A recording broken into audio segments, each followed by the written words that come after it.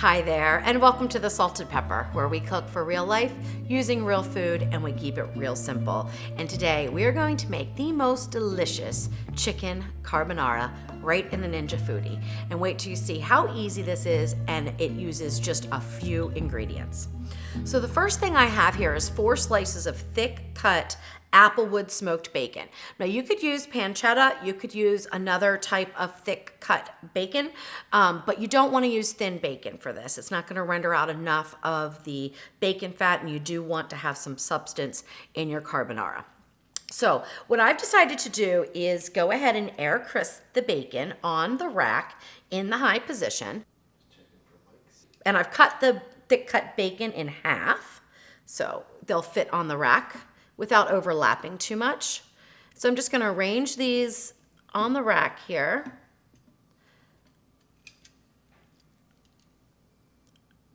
Just so they're not touching each other too much, because if they're overlapped, they're not gonna render out and get crispy. And for this dish, you want a nice crispy bacon. The other way you could do this is to cut individual strips of bacon into little like 1/2 inch pieces and put it in the bottom of the Ninja Foodi and use the sear saute to get that nice and crispy and render out the fat. But then you have to scoop it out and put it on a paper towel to, to drain the grease. And I decided, you know what, that's too much of a pain. I can just do it this way, and then I can just crumble the bacon at the end. Because we don't want to put the bacon under pressure. What that's gonna do is have it kind of get soggy. It won't stay nice and crispy. And I want a nice crispy bacon in my chicken carbonara. So once I get all this bacon on here, and you see I'm using every bit of real estate I can find. Now, a lot of people actually will put their bacon so they're draped over the rack, and that's a great option too. I just haven't had the best luck with that, so I like to just lay it out flat. It seems to work the best for me. And I'm gonna put the air crisp lid down, turn the Ninja Foodi on. We're gonna go to the air crisp function, and we're gonna take the heat down to 360. The time is gonna be 14 minutes. Now I have to play around with this. Sometimes it's ready in 14 minutes and sometimes I have to add a few minutes. Sometimes at the end I bump up the heat a little bit. Just use your judgment. You want to get a nice crispy bacon. And you definitely wanna flip halfway through. So I'm gonna let this go 7 minutes and then do a flip.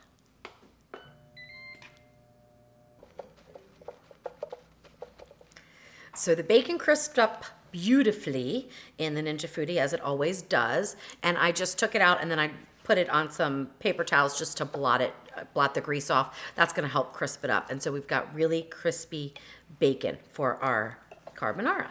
Now I'm just going to set that to the side. I've already removed the rack from the Ninja Foodi, so we have about 2 tablespoons of grease from the bacon in the bottom. You want to keep that because we're going to use that to saute the chicken and the onions. Now, onions are not a typical ingredient in just a basic carbonara, but I happen to like them in the dish, so I'm adding them in. They're totally optional. I have 1 cup of diced onions that I diced into about a 1/4 inch dice. So we're going to add those in to the bottom of the Ninja Foodi with that bacon grease in there.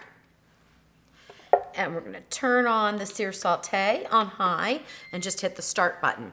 We're also gonna put in our chicken cubes now. What I have here is 1.5 pounds of chicken breast that I cut up into about 1 to 1.5 inch cubes. We're gonna add those in, so you can see them here. We're gonna add those in to saute just for a few minutes, not very long.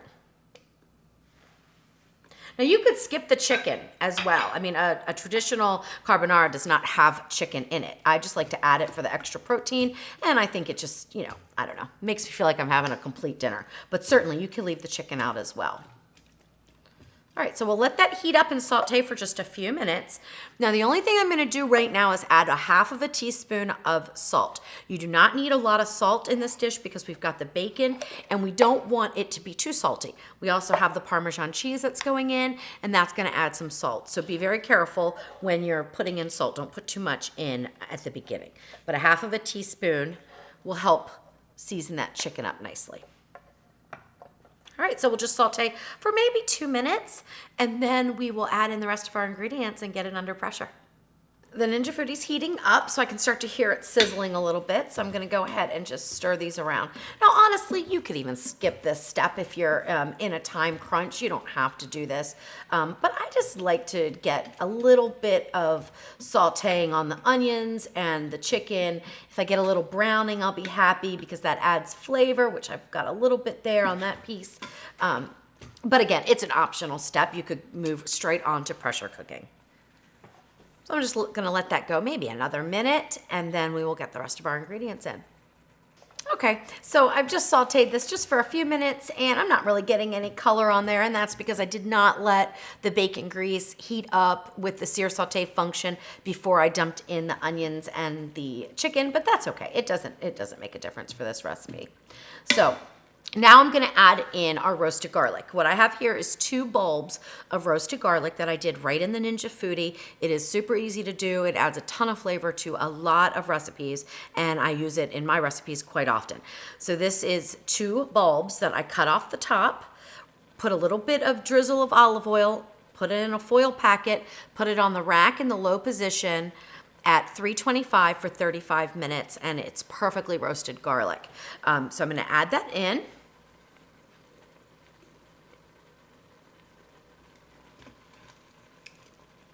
Make sure I get all of it out. Just give it a stir around. Now we're gonna add in our 2 cups of chicken stock, which I have here, right here. Now you could use water, but I find that the chicken stock adds another layer of flavor. All right, so we've got that in. Now, what we're gonna do, we're not gonna worry with the eggs right now. We're not gonna worry about the cheese right now. You don't wanna put those under pressure. Obviously, the eggs would scramble and the cheese tends to separate. So we don't wanna do that right now. But we are gonna put in this rack. Now, this is optional. So you could do this a couple of different ways. You could treat the spaghetti just like I do in my spaghetti recipe, which I will link to right up there. And that is to break it in half and to alternate the way that you stack the spaghetti noodles in there so that they don't clump up. But another way that I wanted to try with you guys today is putting in this rack. Now this is a Turbo Key 2-inch 7.9 diameter canning rack that I got off of Amazon. And I use it mostly in the basket to create a double layer fry basket. But for this, it's got the perfect holes for keeping our spaghetti whole. So, you know, usually you have to break the spaghetti noodles in half, but I wanted to try to come up with a way that we didn't have to do that because really, I like my chicken carbonara with whole spaghetti noodles, not broken in half. So we're gonna do that today. So I have 8 ounces of spaghetti noodles here. I'm just gonna bring those over so I can reach them. And probably I'm gonna grab, I don't know, 5 or 6 of them at a time. And we're gonna strategically put them into the holes and laying sideways.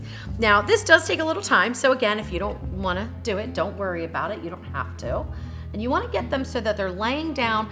Now, they don't have to be totally even with the top of the pot, but they can't be sticking straight up or your pressure lid won't go on, or it'll break the noodles as you put it on. And then that defeats the purpose of this. So basically I'm just putting them around until I know that they're sort of inside the pot. You see how it keeps them nice and separated so that avoids clumping. Now I know some people are gonna say, oh, but they're not in the liquid all the way, they're not gonna cook. They do cook. The steam cooks them, so they do cook. Okay, so we're gonna get our pressure lid on, and actually we're gonna go under pressure for 6 minutes, and we're gonna do a natural release of 3. So the pressure lid went on fine, set it to the seal, turn the Ninja Foodi on. We're gonna go to pressure, high is what we want, and the time is gonna be 6 minutes. And hit start. The Ninja Foodi came up to pressure super, super fast, but then we noticed that there was steam coming out from the side, and I was like, what is going on? I had one little tiny piece of broken spaghetti noodle that was impeding the seal there, so I had to open up the lid and remove it, and then it went under pressure just like that. So if you ever have steam coming out from the side, that is not normal, and you're not gonna build the pressure you need. You're gonna run out of liquid if you let it keep going. So just open up the lid. You're not under pressure. Open up the lid. Be very careful because it is very hot. Remove whatever's impeding the sealing from occurring, and then just resume cooking. All right, we're at 3.5 minutes. Oh, I hope I didn't overcook the noodles. Okay, the red button depressed. Now you can open up the lid, do that away from you. And now we're going to get our noodles out of this little thing that we used. And don't worry, they look funny. They will cook. So what I do is just kind of use a little fork and just sort of scrape them off here.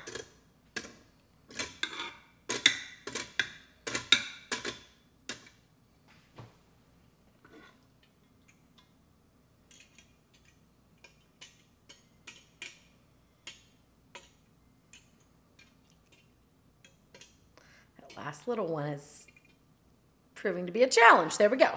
Okay, so I can just set this aside. Give this a stir here.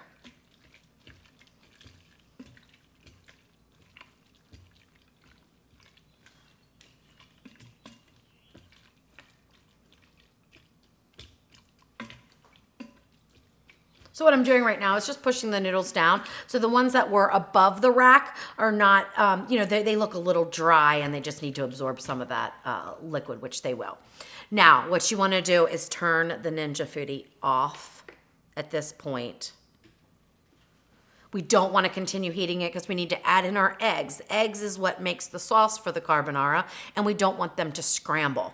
So what I'm going to do now is add in the 2 cups of Parmesan cheese. This is freshly grated Parmesan cheese, and I actually used about 1.5 cups of Parmesan and then half of a cup of Asiago just because I like that flavor combination, but 2 cups of Parmesan is fine.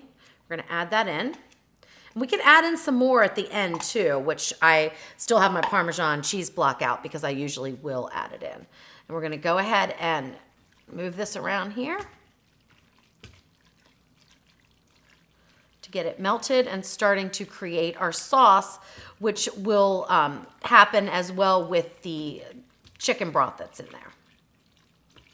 That's gotten like a little starchy because of the spaghetti noodles being cooked in it.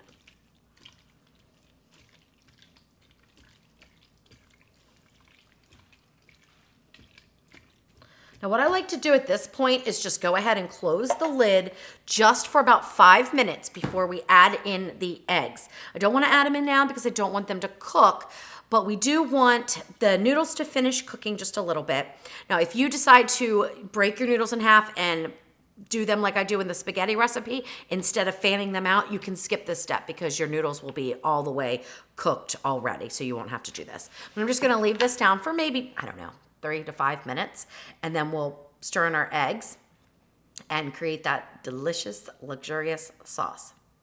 So this has been in here for about 5 minutes, and I've stirred it a couple of times. The noodles are starting to soften up quite a bit, and that's good. Now, I like my noodles al dente, but if you want yours cooked a little bit more, just at the very beginning, increase the time from 6 minutes to 8 minutes, or you could also do a longer pressure release, natural pressure release at the end, or you can just turn on the sear saute button right now and keep cooking these noodles until they are the texture that you like. Now make sure that the Ninja Foodi is turned off at this point because we are about to add in our 3 scrambled eggs, and we don't want any heat in this pot because we don't want to cook the eggs. We just want to create this luxurious sauce and thicken the eggs, but we don't want to heat them up to the point where they start to really cook.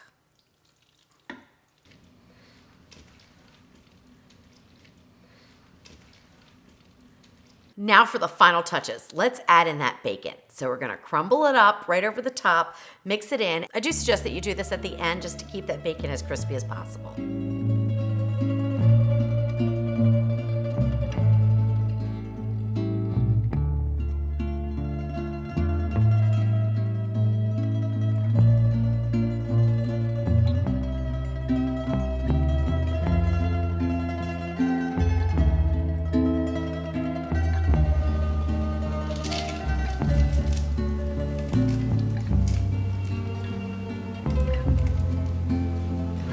Perfect.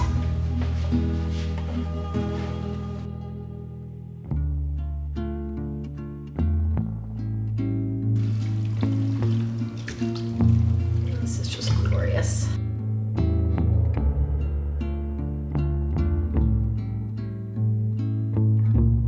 Now I'm gonna go ahead and add in another half a cup of grated Parmesan cheese.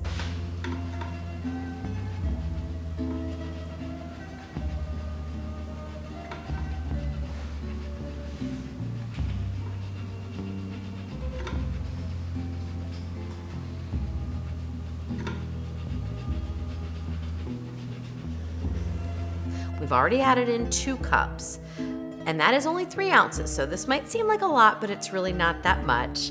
And I want this to thicken up just a little bit more.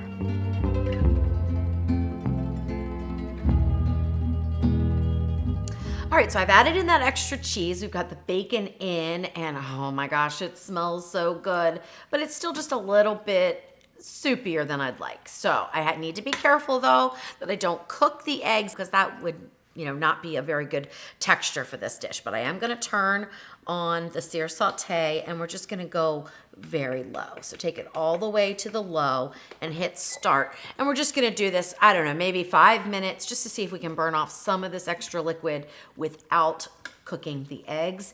And what you wanna do is stir it frequently while you're doing this.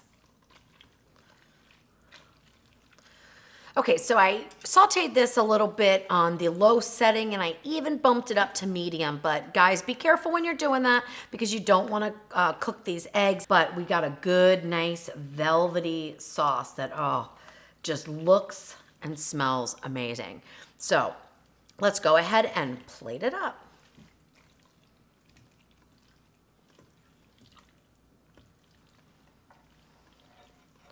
And I just love the fact that these noodles are whole, and so they're not broken in half. I just love that. Look at that. Let's get a couple pieces of chicken here. And a piece of that bacon. Oh, look at that. Absolutely delicious. Now, the last thing you want to do, now you could do this into the pot, or you can do it after you plate, is cracked black pepper. Oh, and of course, a little bit of Parmesan cheese. Wow. Well, I'm excited for this one. All right, first let's give the chicken a try. Wow, that is so tender. Unbelievable. And we can twirl our spaghetti. All right, this might not be too pretty, but here we go.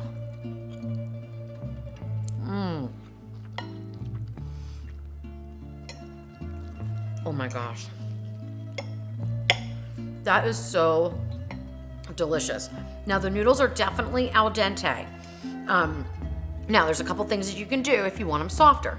Just before you add the eggs in, sear saute, and continue to cook them until they get to the texture that you like. These are perfect for me. The black pepper is a must, I think, definitely. It really adds a lot of flavor. Doesn't need any more salt, so we only used a half of a teaspoon of salt.